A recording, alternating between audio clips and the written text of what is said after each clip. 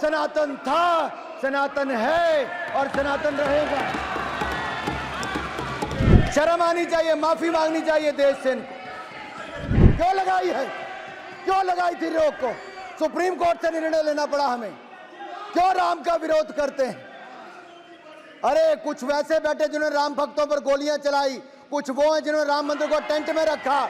Marin जी का चिल्लाना तो सही था, क्योंकि इनके नेता वहां पर बैठ बैठ कर कहते हैं कि सनातन धर्म बीमारी की तरह, इसको जड़ से मिटाना है। इनके नेताओं ने वहां पर कहा है, तो जो इन्होंने कहे सनातन धर्म को जो नीचा दिखाने का प्रयास किया, सनातन धर्म को आपने एड्स HIV के साथ जोड़ने का काम किया। अध्यक्ष जी, हम सबके जीवन में जो 500 साल तक हमारी पूर्व की पीढ़ियों के जीवन में भी जो समय नहीं आया, हम सौभाग्यशाली, हम कोविड से भी बच गए, और जो 500 साल में किसी को अवसर नहीं मिला, वो हमारी आंखों के सामने भव्य और दिव्य राम मंदिर का निर्माण भी हुआ।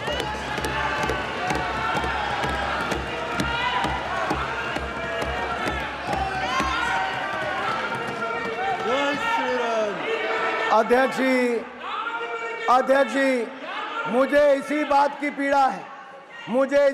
की पीड़ा है, ये सनातन धर्म को कुचलने की बात करते हैं, जड़ से मिटाने की बात करते हैं, और राम मंदिर के प्रसारण पर रोक भी किसी सरकार ने लगाई। तो किस सरकार ने लगाई? क्यों लगाई है, क्यों लगाई थी रोक को? सुप्रीम कोर्ट से निर्णय लेना पड़ा हमें। क्यों राम का विरोध करते हैं? अरे कुछ वैसे बैठे जिन्होंने राम भक्तों पर गोलियां चलाई, कुछ वो हैं जिन्होंने राम मंदिर को टेंट में रखा, कुछ वो हैं जिन्होंने राम मंदिर के प्रसारण पर रोक लगाई। माननीय सभापति जी, और जब मैं बात करता हूं विकास भी, विरासत की भी, तो हम यही नहीं, सोमनाथ धाम बनाया, काशी विश्वनाथ धाम बनाया, दिव्य और भव्य केदारनाथ धाम बनाया, महाकाल लोक धाम बनाया, और दिव्य और भव्य राम मंदिर भी बनाया है।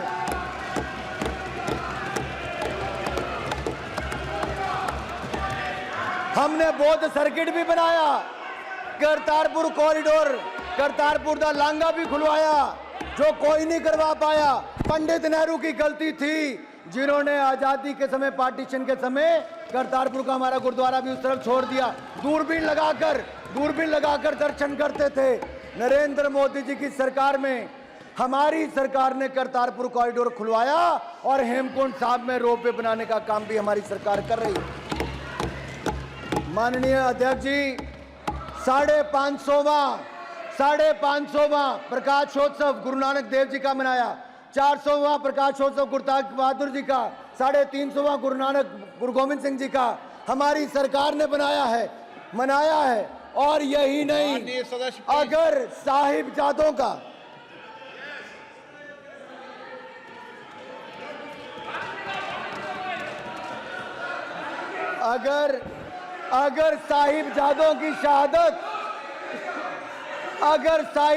की शहादत पर भी अगर पूरे देश ने वीर बाल दिवस के रूप में मनाया, तो ये भी प्रधानमंत्री नरेंद्र मोदी जी की शोध। अरे आपके समय तो ब्लू स्टार ऑपरेशन हुआ था, हरमंदिर साहब में क्या क्या हुआ, और 84 के दंगे देश भूला नहीं है। सिखों का कत्लेआम ये कांग्रेस की सरकार के समय ही हुआ था।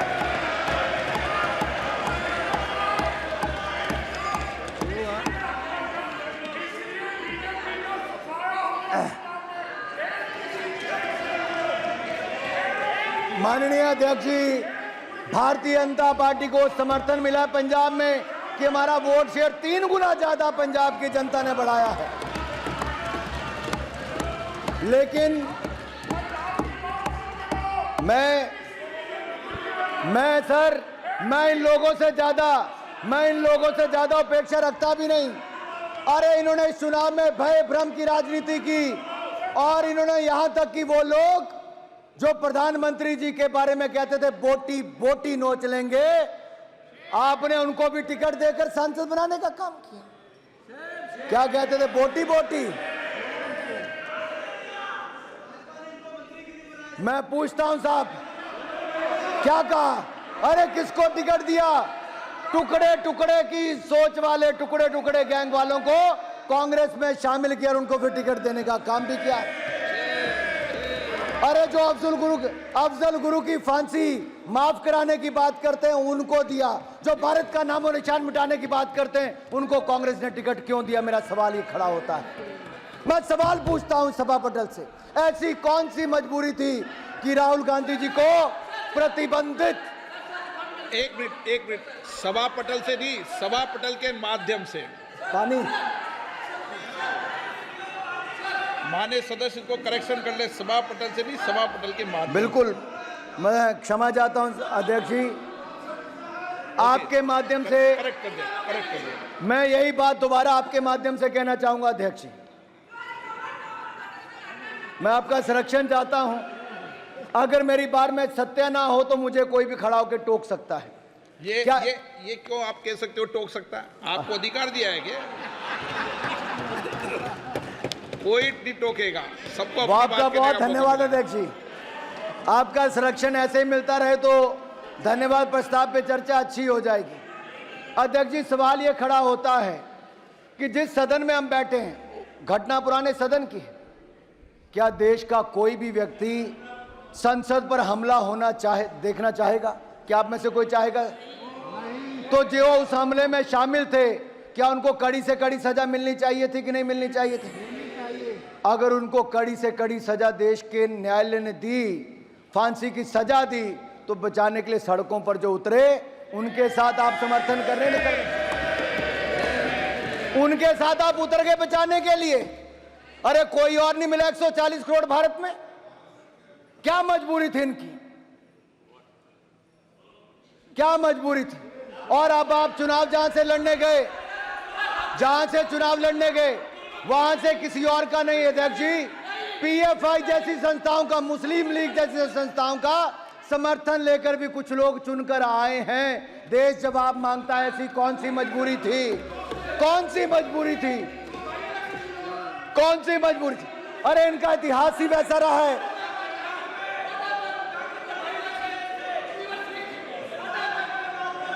माननीय अध्यक्ष जी, बहुत सारी बातें चुनाव के समय और जो माननीय उल्लेख राष्ट्रपति महोदय ने भी जिस ओर किया, संविधान की ओर, मैं वहां पर भी आऊंगा, लेकिन उससे पहले थोड़ा कुछ और कहना चाहता हूं।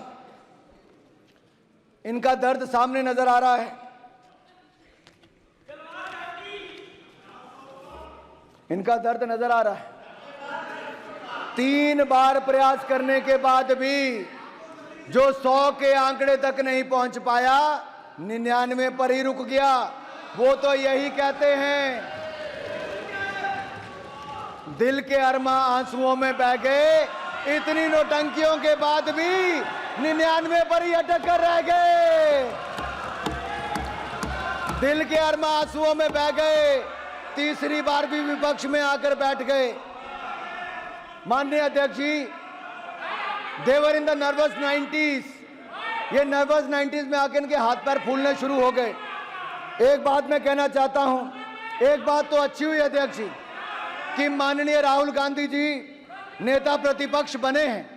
मैं अपनी ओर से राहुल गांधी जी को नेता प्रतिपक्ष बनने पर बहुत बहुत बधाई और शुभकामनाएं देता हूं। राहुल गांधी जी का नेता प्रतिपक्ष बनना इसलिए भी महत्वपूर्ण है क्योंकि पिछले 2 दशकों में ये पावर विदाउट रिस्पॉन्सिबिलिटी एंजॉय कर रहे थे, ये मजा लेते थे, लेकिन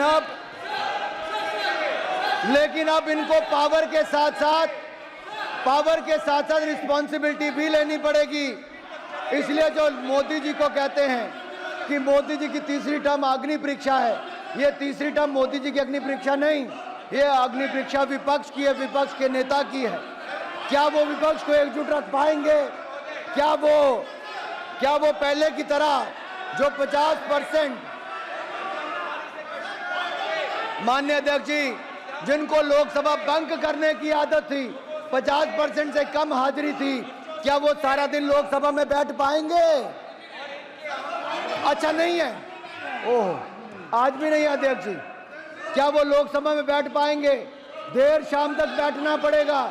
जैसा माननीय प्रधानमंत्री जी इस पार्लियामेंट हाउस में रहते हैं, अब आपको अनुपस्थित जमींदारी नहीं चलेगी। Absentee landlordism want work, absentee landlordism want work. अध्यक्ष जी, माननीय अध्यक्ष जी,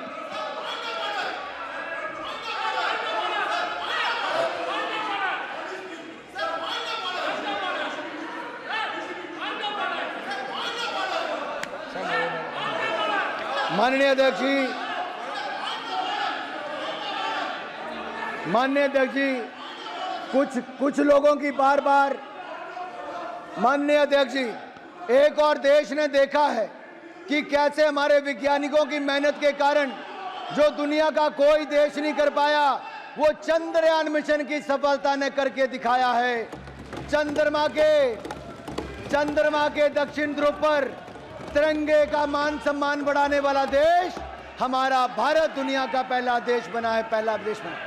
एक और चंद्रयान मिशन की सफलता, आदित्य L1 सोलर की सफलता, तो दूसरी ओर क्या राहुल यान फिर एक बार फेल हो गया है? क्या राहुल यान फिर एक बार फेल हो गया है? कांग्रेस और इनका इकोसिस्टम कुतर्कों के सहारे राहुल यान को सफल करने की बात करता है। मैं पूछता हूं अध्यक्ष जी, ये 4 जून से दिखाने में लगे हैं, ये 4 जून से दिखाने में लगे हैं कि 99 का आंकड़ा 240 से ज्यादा बड़ा होता है। अध्यक्ष जी, क्या 99 240 से ज्यादा बड़ा होता है? कांग्रेस की इस बार सीटें 99 आई हैं, एक और छोड़ गए 98 रह गई। अपने आप में ये रिकॉर्ड तीसरी बार विपक्ष में बनाने का इन्होंने बनाया है, लेकिन इनका घमंड, अहंकार और तानाशाही सोच आज भी बरकरार है। ये मानसिकता, जब कांग्रेस का पार्टी मोड खत्म हो जाए तो इस पर आत्मनिर्भर और मंथन जरूर करना चाहिए। माननीय अध्यक्ष जी, मैं एक आंकड़ा देश के सामने रखना, एक तो चलो प्लीज बैठिए अपनी सीट पे। Sir, point of order 352. Rules to be observed while speaking. A member while speaking not refer to any matter of fact with a judicial decision is pending. Make preferences, personal reference by way of making. Okay. Sir, please expurge. Please 352 के अनुसार बोलोगे? बोलो, तय करो सदन में, सब तय कर लो। 352 के तहत बोलोगे, मैं सदन 352 के तहत चला दूंगा। नाराज नहीं हो रहा, मैं नाराज नहीं होता हूं। मेरे को माननीय सदस्य रूल बता रहे हैं, तो रूल की किताब बता रहे हैं, तो मैं भी चाहता हूं रूल की किताब से चलो। तो 352 के रूल के अनुसार से सदन चलेगा क्या? चलाना चाहते हो? बताओ। Sir, I raised a point of judicial.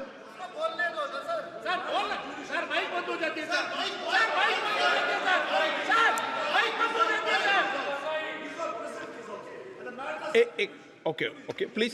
Okay अभी नीट का विषय भी अदालत में चल रहा था, फिर क्यों उठा रहे थे?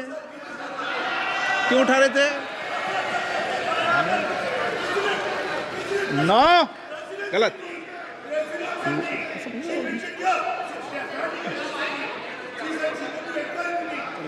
अच्छा माननीय सदस्य, नीट का विषय अभी सुप्रीम कोर्ट में नहीं चल रहा, फिर क्यों उठा रहे थे आप? नो, अनुराग ठाकुर जी। माननीय अध्यक्ष जी, धन्यवाद। माननीय अध्यक्ष जी, मैं कह रहा था कि ये प्रयास कर रहे थे कि 99 सीटें ही 240 से ज़्यादा होती हैं। अभी इनका आंकड़ा, इनको मुबारक। लेकिन मैं एक बात तो देश के सामने और आपके माध्यम से सदन को जरूर बताना चाहता हूं, कांग्रेस मात्र 328 सीटों पर चुनाव लड़ी थी, क्योंकि हमारे ऊपर प्रश्न खड़ा करते हैं। जब राष्ट्रपति भाषण में आया कि स्थिर और स्पष्ट बहुमत मिला तो उन्होंने बहुत हल्ला किया। मैं पूछता हूं, जब 2004 में आपकी सरकार बनी, 2009 में आपकी सरकार बनी, क्या आपको 240 सीटें भी मिल पाई थी? अरे आप उसके आसपास भी नहीं थे, 145 सीटें आपको मिली थी।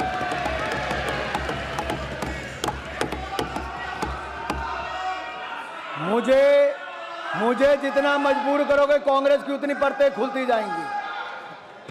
कांग्रेस, अब माननीय अध्यक्ष जी, ये लड़े ही मात्र 60% सीटों पर थी। ये देश की सबसे पुराना राजनीतिक दल मात्र 60 सीटों पर चुनाव लड़ा, 60% सीटों पर, 328 सीटों पर, और उनमें से भी 70% सीटों पर कांग्रेस हार गई, जनता ने इनको नकार दिया है। 328 सीटों में से 229 सीटों पर कांग्रेस की हार हुई है, जनता ने आपको नकार दिया है। एक तो लड़ाई 60% सीटों पर, उसके बाद 70% सीटों पर हार गए। और यही नहीं सर, जब कोई पार्टी अपना स्टैंडर्ड इतना लो सेट कर लेती है और बिलो एवरेज परफॉर्मेंस आती है तो उसको वो भी ओवरवेलमिंग लगता है। लेकिन मैं अपने कांग्रेस के मित्रों से कहना चाहता हूं, आप कुछ भी पालो पर गलत फहमी मत पालो।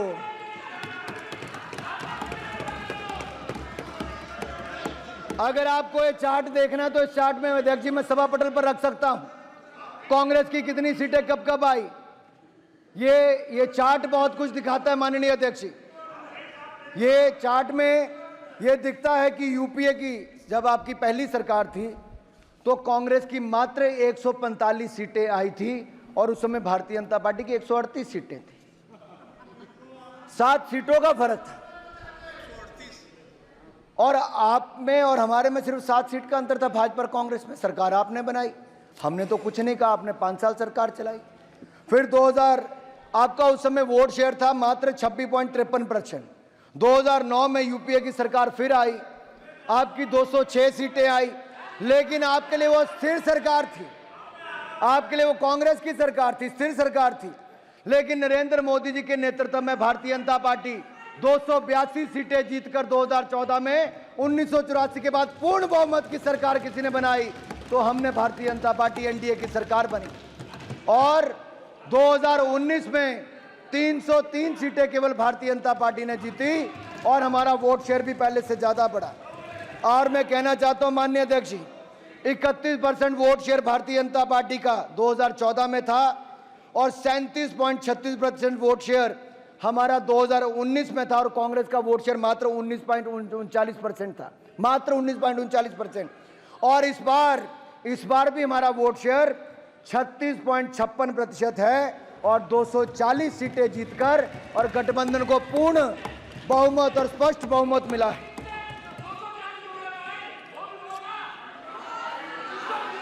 माननीय अध्यक्ष जी, इनको इतनी तो शर्म आनी चाहिए, इतनी तो शर्म आनी चाहिए कि इन्होंने 2014 में 44 सीटें, 2019 में 52 सीटें और अब 99, 98 जो गिनना आप वो गिन लें, उतनी सीटें जिनकर ये 3 बार की सीटें गिन लें तब भी 240 से कम है, हमारे सामने खड़े कहीं नहीं होते। और सुनना रहता है, और सुनना है। मैं और बता दूं सर, जितने पूरे समूचे विपक्ष की सीटें हैं उससे ज्यादा अकेली भारतीय जनता पार्टी की सीटें।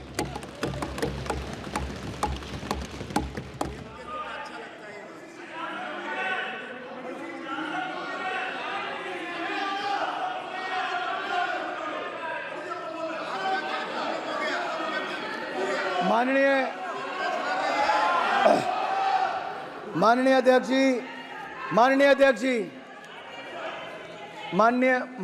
जी, जब ये भारतीय जनता पार्टी का या मोदी जी का मुकाबला 2 चुनावों में नहीं कर पाए तो क्या बनाया?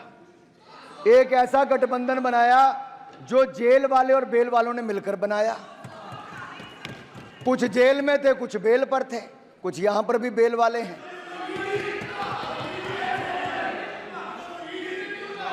माननीय अध्यक्ष जी, इतना ही नहीं, इनकी पूर्व की सरकारों में जहां कितने ही घोटाले हुए, 2G घोटाला, कॉमनवेल्थ खेल घोटाला, कोयला घोटाला, अंतरिक्ष घोटाला, देवास घोटाला, सबमरीन घोटाला, घोटाले पे घोटाला हुआ, अगस्ता वेस्टलैंड घोटाला हो, नेशनल हेरल्ड घोटाला हो, कोई घोटालों की कमी नहीं छोड़ी। इन्होंने अपने सहयोगी भी चुने तो शराब घोटाले वाले चुने, जमीन घोटाले वाले चुने, रिवर फ्रंट घोटाले वाले चुने, और तो और वो सब चुने जो जेल और बेल पर थे। माननीय अध्यक्ष जी, इनकी एक पार्टी तो ऐसी है जिसका शिक्षक भर्ती घोटाला हो, पॉन्जी स्कीम का घोटाला हो, चिटफंड घोटाला हो, वो भी साथ में ही है। जहां पेंटिंग भी 3-3 करोड़ रुपए की बिक जाती है। एक ऐसा नेता है जो अपने आप को दुनिया का सबसे ईमानदार नेता बताता था, और वो इतना ईमानदार निकला कि देखो आज जेल में है। हमने अध्यक्ष जी वर्क फ्रॉम होम तो सुना था अध्यक्ष जी,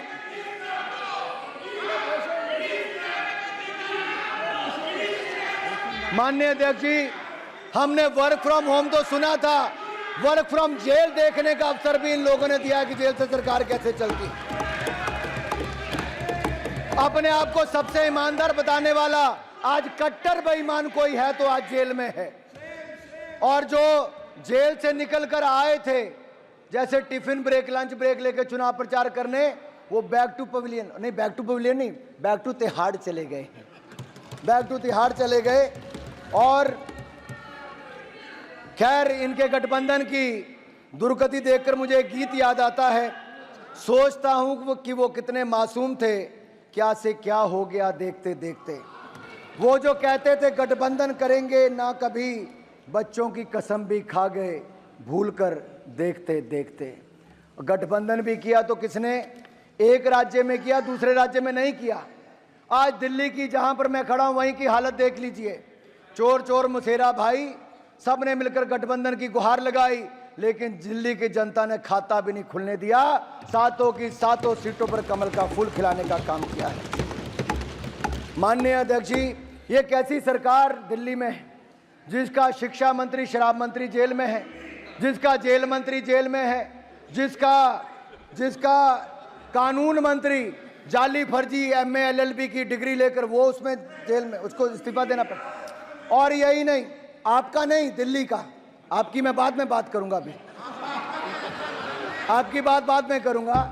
और जो देखिए, मुझे लगता था अध्यक्ष जी, जिस तरह से तमिलनाडु में 60 के लगभग लोगों की मौत शराब, नकली शराब के कारण हुई, आपको तो खड़े होकर नहीं बोलना चाहिए था।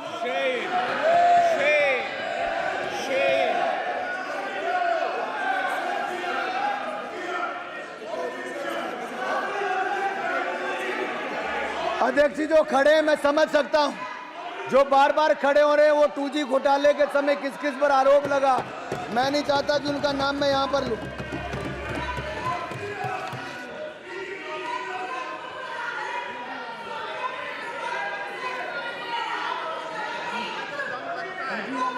माननीय अध्यक्ष जी, जब इनको लगा, माननीय अध्यक्ष जी, जब इनको लगा कि घोटाले वालों का सारा गठबंधन इकट्ठा करने के बाद भी, भ्रष्टाचारियों का कुनबा इकट्ठा करने के बाद भी हमें टक्कर नहीं दे पाएंगे, तो भय, भ्रम और अफवाहें फैलाने की राजनीति की गई। क्या क्या इस चुनाव में नहीं हुआ? और जिस और इशारा राष्ट्रपति जी के अभिभाषण में आता था, चाहे टेक्नोलॉजी का दुरुपयोग हो, चाहे वाले फैलाने की बात हो, ये आज नहीं, ये बार बार इनके प्रयास हैं। और विदेशी ताकतों का हाथ भी इस चुनाव में देखा गया कि किस तरह से हकराया गया। ये EVM पर भी आरोप लगाते गए, और बाकी बूथ कैप्चरिंग की तो मैं बात उस पर आऊंगा, सब पे अभी। माननीय अध्यक्ष जी, दुख इस बात का है कि इनके कुछ नेताओं ने हम हिंदुस्तान के लोगों पर नस्ल भेदी टिप्पणियां की हैं। जहरीले बोल, सैम पिटीरोड़ा जो किसी के अंकल, फ्रेंड, फिलोसफर, गाइड है। और सर, सैम पिट्रोडा का ये बयान, मैं पूछना चाहता हूं राहुल गांधी जी से, क्या सैम पिट्रोडा का ये बयान और कांग्रेस की सोच एक है? अगर ऐसा नहीं तो कौन सी मजबूरी है कि अंकल सैम को पार्टी में लेना वापिस जरूरी है? मैं केवल कांग्रेस से ही नहीं, मैं राहुल गांधी जी से नेता प्रतिपक्ष से जिम्मेदारी लेनी पड़ेगी, राहुल गांधी जी को जिम्मेदारी लेनी पड़ेगी। क्या वो सैम पिट्रोडा के बयान से सहमत हैं कि नहीं सहमत है? क्या नस्लभेदी टिप्पणी ये भारत के लोगों को स्वीकार नहीं? मैं पूछता हूं, आप दक्षिण के भारत, उत्तर भारत, पश्चिम भारत, पूर्व भारत के लोगों को नस्लभेदी टिप्पणी करते हो, हमें स्वीकार नहीं। ये भारत के लोगों का अपमान है, हम कभी स्वीकार नहीं करेंगे। मैं पूछना चाहता हूं विपक्ष के नेताओं से, चाहे अखिलेश जी हैं, मारन जी हैं, राजा जी हैं, सुप्रिया जी हैं, बाकी सब हैं, सुदीप दा, बाकी सब लोग हैं, क्या आप सैम पिट्रोडा के बयान से और कांग्रेस की सोच से सहमत हैं? और मैं दूसरा पूछना चाहता हूं कि यहीं सर यहीं नहीं रुके, इनके साथी वो भी चुनकर आए जिन्होंने इस पवित्र स्थल पर जय फिलिस्तीन का नारा लगाया है। ये जय फिलिस्तीन का नारा मंजूर नहीं है। क्या यही दिन देखना था अध्यक्ष जी? अरे जो मां भारती के लिए ना बोल सकें, जो मां भारत माता की जय करने में जिनके मुंह में दही जम जाता हो, होंठ सिल जाते हो, वो जय फिलिस्तीन के नारे लगाएंगे? क्या हम उस दिशा में बढ़ रहे हैं? कभी ये लोग जय पाकिस्तान जय चीन भी बोलेंगे? ये दुर्भाग्य है अध्यक्ष जी, ये दिन। और मैं एक और कहना चाहता हूं, संविधान को बार बार हाथ में लहराकर क्या करना चाहते हैं? अगर नेता प्रतिपक्ष अपने आप को संविधान के रक्षक कहते हैं तो मैं चुनौती देता हूं कि वो सदन में आए और आश्वासन दें कि इमरजेंसी जैसी गलती कांग्रेस वापस कभी नहीं करेगी। आपको देश को कहना पड़ेगा। और मैं कहता हूं कि इमरजेंसी पर जब प्रस्ताव आया तो क्या उस प्रस्ताव पर आप सहमत हैं और इसको शामिल होंगे, उनका समर्थन करेंगे? और यही नहीं, माफी भी आपको देश से मांगनी चाहिए। सभापति जी, संविधान is being tossed around like the world secularism was, devaluating and demeaning it, that too by a party who has forever been acting against the ethos of both the words।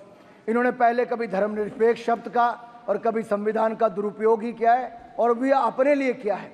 सच्चाई यह है कि जिन्होंने देश को संविधान दिया वो बाबा साहब अंबेडकर को अपमानित, प्रताड़ित, पीड़ित और पॉलिटिक्स से बाहर करने का काम किया तो आप लोगों ने ही किया था। अरे गौरव जी, दर्द होगा आपको, गौरव जी, दर्द होगा कांग्रेस को, क्योंकि आप लोगों ने ही बाबा साहब अंबेडकर के खिलाफ जो रचा वो देश जानता है, इतिहास गवाह है।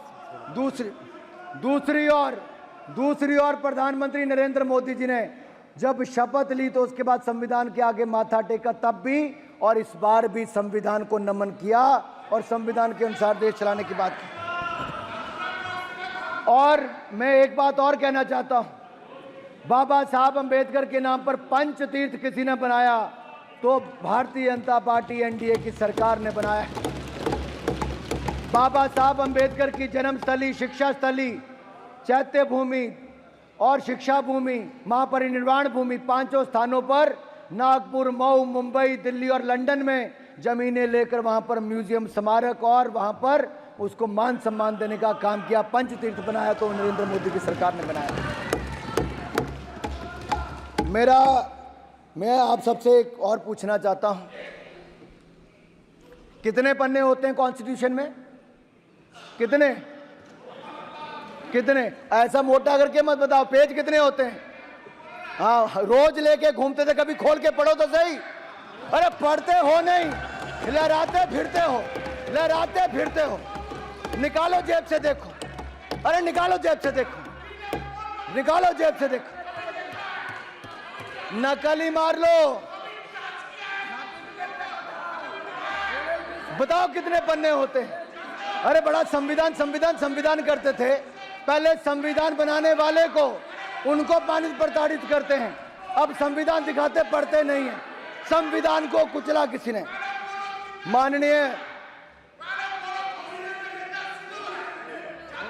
माननीय सभापति जी, अगर संविधान को तार किसी ने किया था, संविधान को कुचलने का किसी ने काम किया था, तो वो भी आपने इमरजेंसी लगाकर किया था।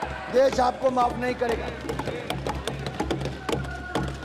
अरे 251 पन्ने होते हैं भाई साहब संविधान में, खोल के देख लो जरा।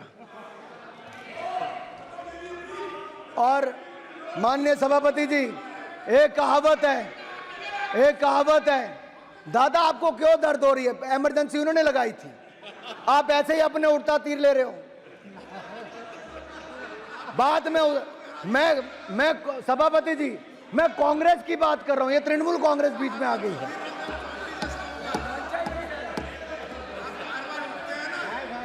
अब सच्चाई तो यह है माननीय सभापति जी, सच्चाई यह है कि जो कभी कांग्रेस के नेता सदन थे, सच्चे तृणमूल वाले इनके लिए बोलते कांग्रेस के लिए, आज कांग्रेस तो अपने नेता सदन अधीर रंजन चौधरी के लिए खड़ी नहीं हुई, एक सभा करने भी इनके नेता नहीं गए, और ममता जी के आगे उनको बेचारे को कांग्रेस अपने नेता के साथ खड़ी नहीं हो पाई। ऐसी कौन सी मजबूरी थी कि कांग्रेस को बंगाल में घुटने टेकने जरूरी था? और बैठिए तमिलनाडु में है, बैठिए। मारन जी को दर्द हो रहा है। मैं कांग्रेस के बारे में इतना ही कहूंगा, ये तो संविधान की बात आपके मुंह से वो लगती है कि 100 चूहे खाकर बिल्ली हज को चली, और कांग्रेसीकरण करने की बात करूं जैसा ये हर योजना का करते हैं, अगर इसको मैं कांग्रेसीकरण करके कहूं कि 100 संशोधन करके कांग्रेस संविधान बचाने को चली। अरे माननीय सभापति जी, जिस पार्टी की बुनियाद ही संविधान की हत्या से, रिश्ते खून से बनी हो, वह पार्टी आज संविधान बचाने की बात करे तो गले नहीं उतरती है। यह तो वही बात हो गई कि अपने घर में नकली फूल रखने वाले बगीचों का शौक होने की बात कर रहे हैं आप पर, ये बिल्कुल। और मैं याद करवाना चाहता हूं, आपके माध्यम से सदन को बताना चाहता हूं, केंद्र में कांग्रेस की सरकारों ने आज तक धारा 356 का कितना दुरुपयोग किया है, और इसको दुरुपयोग करते हुए इन्होंने 93 बार 93 टाइम्स राज्यों में विपक्ष की चुनी हुई सरकारों को बर्खास्त करने का काम किया, तो कांग्रेस ने किया। अरे इनका अहंकार और तानाशाही इतनी थी कि Indira is India and India is Indira, इस तरह के नारे लगाते थे। इंदिरा गांधी जिन्होंने देश पर आपातकाल थोपा था, उन्होंने भी संविधान पर 50 बार 356 का दुरुपयोग करके सरकारों को बर्खास्त किया था। इंडी गठबंधन की कैसी विडंबना है कि इस गठबंधन में शामिल वामपंथी दल, जिनकी पहली बार अगर सरकार को किसी ने बर्खास्त किया तो उस समय की सरकार ने किया था, कांग्रेस की सरकार ने, और कम्युनिस्ट पार्टी आज उनका समर्थन करने की बात करती है। और डीएमके जो इस गठबंधन के हिस्सा हैं, आपकी सरकार को भी उस समय बर्खास्त किया तो कांग्रेस ने किया था, और इंदिरा जी ने तो इसका 12 बार से दुरुपयोग किया। और यही नहीं, और ये तो कांग्रेस तो इसकी मूल भावना के साथ खिलवाड़ करती रही। मैं आपको कहना चाहता हूं, नेहरू जी ने तो संविधान की आत्मा को ही खत्म कर दिया था। देश की संविधान बनने के 15 महीने के अंदर ही संविधान पर सबसे पहला प्रहार नेहरू जी ने किया था। आर्टिकल 19 जो इस देश के नागरिकों को विचार और अभिव्यक्ति की, अरे सुनना पड़ेगा भाई, क्यों? अगर माननीय अध्यक्ष जी सच नहीं है तो खड़ा होकर बोले कि नेहरू जी ने नहीं किया। अरे देश की संविधान की आत्मा को खत्म करने का काम किया तो नेहरू जी ने किया था, मैं डंके की चोट पर कहता हूं। और ये आर्टिकल 19 को इस देश के नागरिकों को विचार अभिव्यक्ति की स्वतंत्रता का अधिकार देता है। इन्होंने उस आर्टिकल को ही अंकुश लगाने का प्रयास किया। यह मामला था ऑर्गेनाइजर और क्रॉस रोड पत्रिकाओं पर नेहरू जी की आलोचना हुई। लिखा सिर्फ इतना था कि पाकिस्तान में पीड़ित हिंदुओं की आवाज उठाई थी। तो पाकिस्तान में पीड़ित हिंदुओं की आवाज उठाने का दर्द, नेहरू जी को तो और धन्यवाद करना चाहिए था ऑर्गेनाइजर का, लेकिन उन्होंने उसके खिलाफ कड़ी कार्रवाई करने का काम किया और पहला संशोधन उन्होंने जून के महीने में, इसी महीने में लाए। और इंदिरा जी ने भी इमरजेंसी के निंदा प्रस्ताव, इंदिरा जी के समय वो पंडित नेहरू जी से और आगे निकल गई। 1975 में तो संविधान की हत्या ही कर दी, इमरजेंसी देश ने देखी, वो काला अध्याय देश भूलेगा नहीं। 21 महीनों के आपातकाल में 5 संविधान संशोधन हुए। अपने हिसाब से मिनी संविधान तैयार करने का, अध्यक्ष जी 5 मिनट में खत्म कर रहा हूं, संविधान तैयार करने का काम, मिनी संविधान तैयार करने का काम कांग्रेस ने किया। 42वें संशोधन में 40 अनुच्छेदों को ही बदल दिया गया। और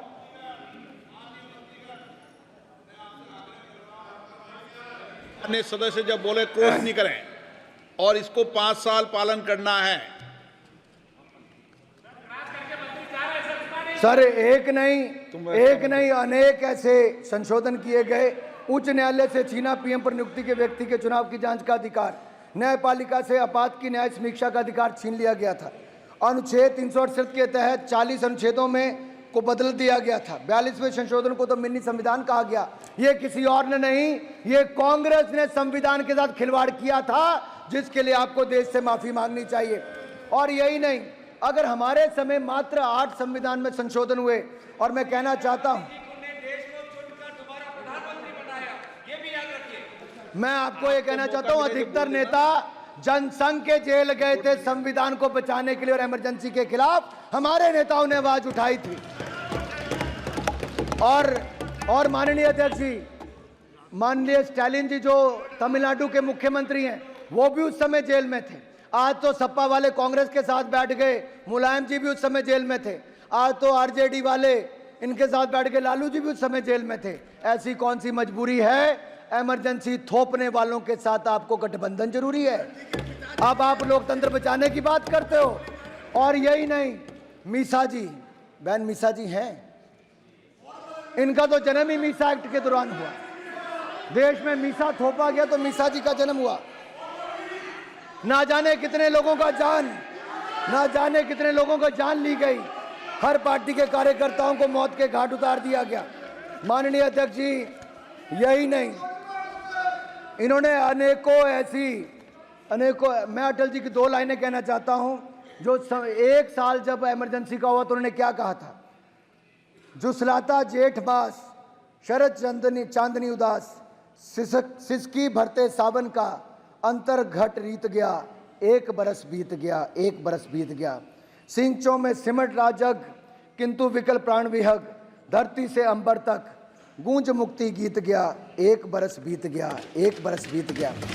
ये हमारे नेताओं ने आप ईवीएम पर प्रश्न चिन्ह खड़ा करते थे, कहते थे ईवीएम ये हो जाएगा, वो हो जाएगा। अब मैं इन सभी सांसदों से पूछना चाहता हूं विपक्ष के, क्या ईवीएम ठीक थी कि नहीं थी?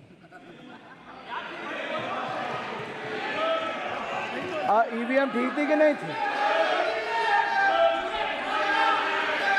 माननीय अध्यक्ष जी, इन लोगों ने जम्मू कश्मीर में चुनाव में इस बार 30% वोट पहले से ज्यादा पड़ा। ये लोकतंत्र की जीत हुई है जम्मू कश्मीर में, क्योंकि वहां पर अलगाववाद, आतंकवाद पर नकेल कसी गई।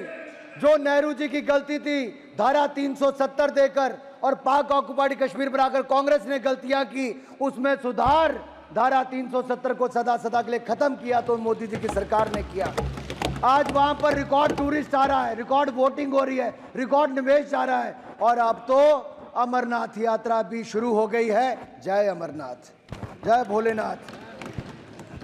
और माननीय अध्यक्ष जी, देश के लिए आर्थिक शक्ति और सैन्य शक्ति बहुत जरूरी है। हमारी सरकार बनते सशस्त्र बलों का आधुनिकीकरण मोदी सरकार ने शुरू कर दिया। और मैं कहना चाहता हूं, आपकी सरकार के समय भारत को दुनिया का सबसे बड़ा इंपोर्टर आपने बना दिया था हथियारों का, लेकिन हमारी सरकार ने आपके समय 2014 में 1000 करोड़ से कम एक्सपोर्ट होता था। आज माननीय रक्षा मंत्री जी यहां पर बैठे हैं, 21,000 करोड़ का एक्सपोर्ट, लगभग 21 गुना ज्यादा किया। अरे उस समय चीन सबसे बड़ा इंपोर्टर होता था, आज वो मैन्युफैक्चरर बन गया है। और हमारा भारत भी, माननीय अध्यक्ष जी, हमने ब्रह्मोस मिसाइल, सुपरसोनिक मिसाइल आज फिलीपीन और अन्य देशों को बेचने का काम आज भारत उपलब्ध करवाने का काम कर रहा है। आज 1 लाख करोड़ से ज्यादा का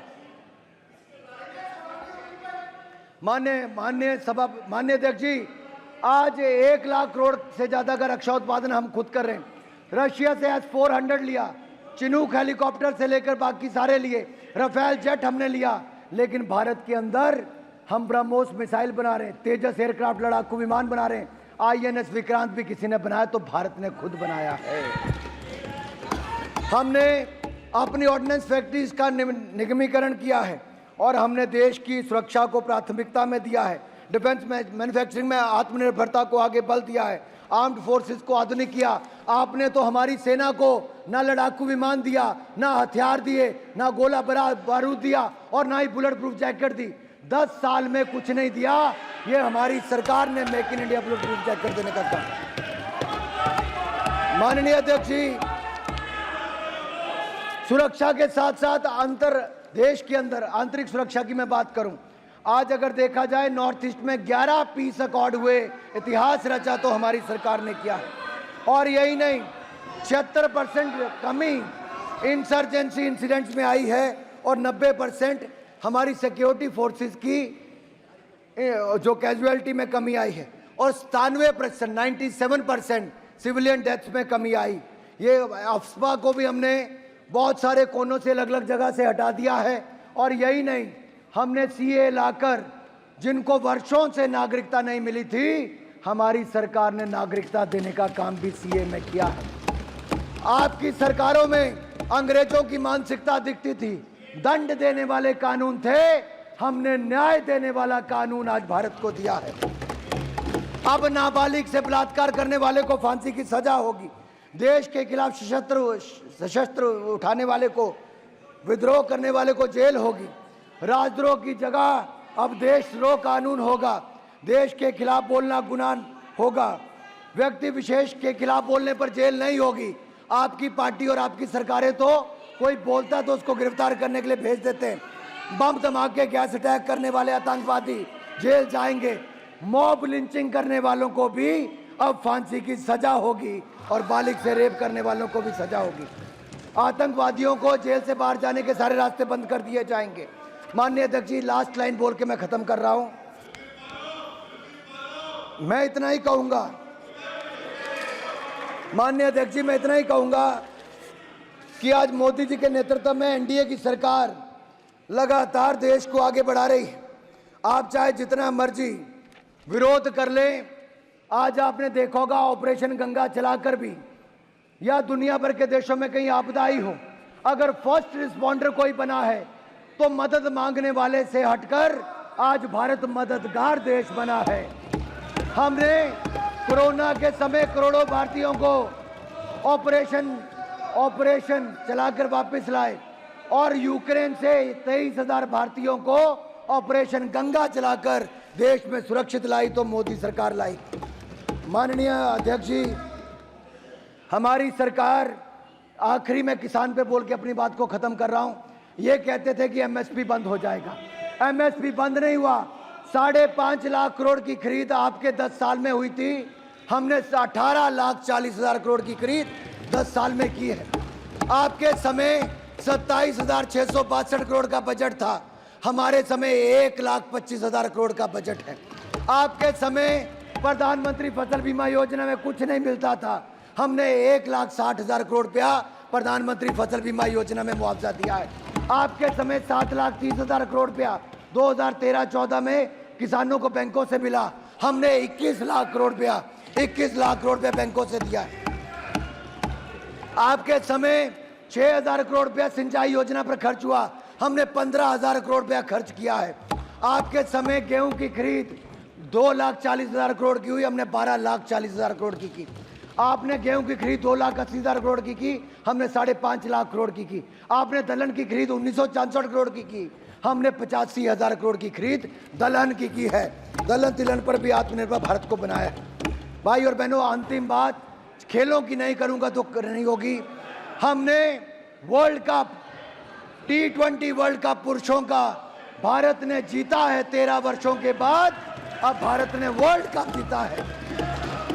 अरे भारत की जीत के लिए ताली बजा दो, भारत के खिलाड़ियों के लिए ताली बजा दो। अध्यक्ष जी, इनके हाथ भारत की जीत के लिए नहीं चलते।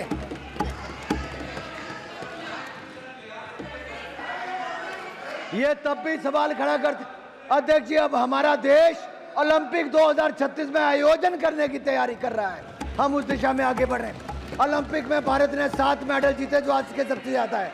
कॉमनवेल्थ गेम में 61 मेडल जीते, और यही नहीं, भारत ने एक के बाद दूसरे में मेडल जीतने का कीर्तिमान स्थापित किया। हमने ट्राइबल के लिए रिकॉर्ड 700 से ज्यादा एकलव्य स्कूल खोलने का काम किया। महिला सशक्तिकरण पर हमारी सरकार ने काम किया। आपके समय महिलाओं को न्याय नहीं मिला, 33% आरक्षण नारी शक्ति बंधन बिल पास करके दिया तो मोदी सरकार ने दिया।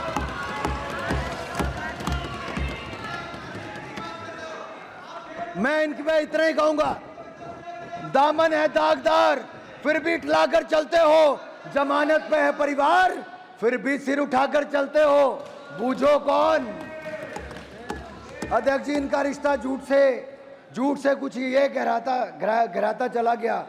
जब भी इनका मुंह खुला अफवाह फैलाता चला गया। ये अफवाह फैलाते रहे और हम दुनिया को अपनी उपलब्धियां बताते गए और देश की जनता ने मोदी जी के ईमानदार दमदार नेतृत्व पर मोहर लगाई है, फिर एनडीए सरकार बनाई है। मैं आपके इस माध्यम से सदन को विश्वास दिलाना चाहता हूं कि जिस तरह की परफॉर्मेंस पहले 2 टर्म्स में एनडीए सरकार की रही मोदी जी के नेतृत्व में, इस बार उससे आगे बढ़कर हमारी परफॉर्मेंस रहेगी। ये विकास का रथ रुकेगा नहीं। हम दुनिया की तीसरी बड़ी अर्थव्यवस्था बने। हम दुनिया की तीसरी बड़ी अर्थव्यवस्था बनेंगे। हम दुनिया की तीसरी बड़ी अर्थव्यवस्था बनेंगे। और अंतिम लाइन कहकर मैं यही कहूंगा, थोड़ा मुस्कुराइए विपक्ष वालों, थोड़ा मुस्कुराइए। आप नए भारत में हैं और ये नए भारत की बुलंद तस्वीर मैंने थोड़ी आपके सामने रखने का प्रयास किया है। राष्ट्रपति जी के अभिभाषण पर, जहां मैं एक और उनका धन्यवाद करता हूं, समर्थन करता हूं। और आप सबने मेरी बात सुनी, मुझे अवसर दिया, पार्टी की तरफ से पहला रखने का अवसर दिया। मैं अध्यक्ष जी आपको एक बार फिर चुनने पर बधाई, आप सबको चुनने पर बधाई और आप सबके माध्यम से मोदी जी को बधाई देता हूं और यही कहूंगा, ले चलिए भारत को बुलंदियों की ओर, बनाइए विकसित भारत। हम आपके साथ हैं, आप भी आइए, जुड़िए, आप भी आइए। भाई अध्यक्ष जी मैंने तो हाथ जोड़ दिए, अध्यक्ष जी मैंने तो हाथ जोड़ दिए। ये विकसित भारत की यात्रा में विपक्ष भी जुड़ जाए। ये मेरी तेरी लड़ाई नहीं, ये मेरे भारत की लड़ाई है। इकट्ठे मिलकर लड़ेंगे। इसमें मेरा तेरा नहीं, इसमें बांटने वाला कुछ नहीं, विचारधारा का कुछ नहीं। ये मेरे देश के लिए है। हम अपने देश को अगले 25 सालों में विकसित भारत बनाएंगे, विकसित भारत बनाएंगे, विकसित भारत बनाएंगे। बहुत बहुत